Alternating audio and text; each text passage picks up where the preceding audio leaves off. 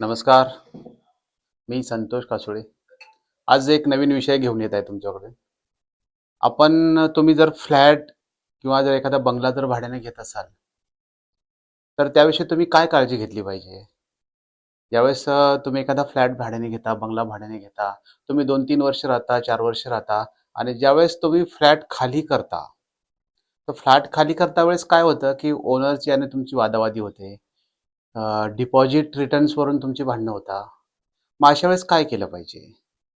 तर याच्यासाठी काही गोष्टी जर तुम्ही फ्लॅट घेतल्यापासून डे वन पासून जर तुम्ही लक्षात ठेवल्या आणि त्याची जर योग्य पद्धतीनं जर काळजी घेतली, तर तुमचा वेळ जो की तुम्ही ओनरशी भांडणार आहात, त्यानंतर तुमचा पैसा की ओनर तुमचा पैसा त्यावेळेस तो डिपॉझिटमधनं कट करेल आणि अशा ज्या गोष्टी आहेत आणि तुम्हाला त्याचा त्रास पण होईल.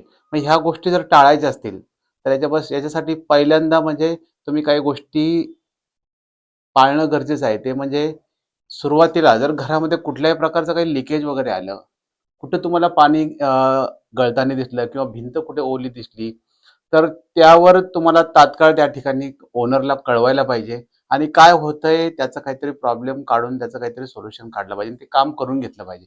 नाहीतर काय होतं, तुम्ही एखाद्या ठिकाणी लीकेज आलंय, एखादा पाईप जर कुठे डॅमेज असेल आणि थोडंसं लीकेज असेल, तर ते लीकेज वाढत जातं आणि वाढल्यामुळं काय होतं, की पाणी पण जास्त येतं आणि पेंट खराब होतो आणि मग प्लंबिंगचं लिकेजचं काम एक वेगळं असतं आणि पेंटिंगचं काम असतं वेगळं. असं 2 कामं तुम्हाला त्यावेळेस असे वेगवेगळे करावे लागतात.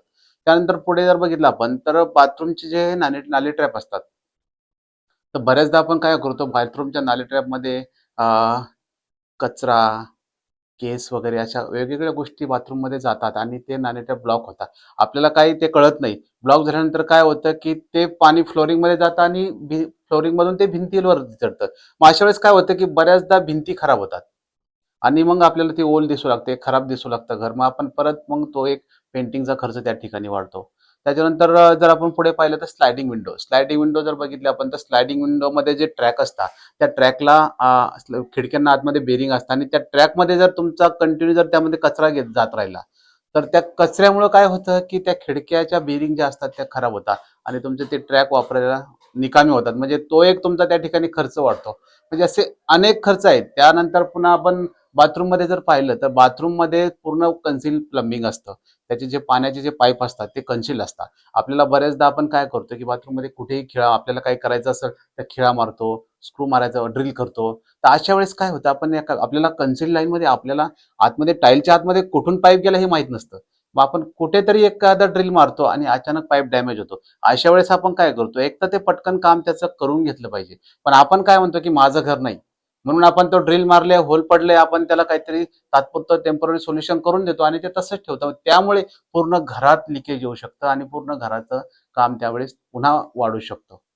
त्यानंतर घरात सुद्धा कन्सीलमध्ये भिंतीच्या आतमध्ये काय केलेलं आहे हे आपल्याला माहीत नसतं. कधी-कधी भिंतीच्या आतनं पाईप असतात, भिंतीच्या आतनं वायरचे पाईप असतात, इलेक्ट्रिक पॉवरचे पाईप असतात, वायरचे पाईप असतात. अशा वेळेस जर इलेक्ट्रिकचं जर एखादा पाईपला जर एखादं ड्रिल पडलं, तर तशा वेळेस एखाद्याला एक तर शॉक लागू शकतो किंवा मग त्याच्यातून अजून काहीतरी वेगळे प्रॉब्लेम घडू शकतात. तर अशा प्रकारचे बऱ्याचशा गोष्टी आपण जर केल्या, तर आपलं घर आणि आपला जो खर्च आहे, तो त्या ठिकाणी नक्कीच वाचेल आणि आपला जो ओनर बरोबर जो वाद आहे, तो वाद होण्यापासून नक्की टाळेल. कारण जर वाद झाला तर ओनर तुमच्यामुळे जर घर खराब झालं, तर ओनर तुमच्या डिपॉझिटमधनं ते पैसे नक्कीच तुमचे कट करणार आहे. हे जर तुम्हाला वाचवायचे असेल, तर ह्या गोष्टी फॉलो करा. धन्यवाद.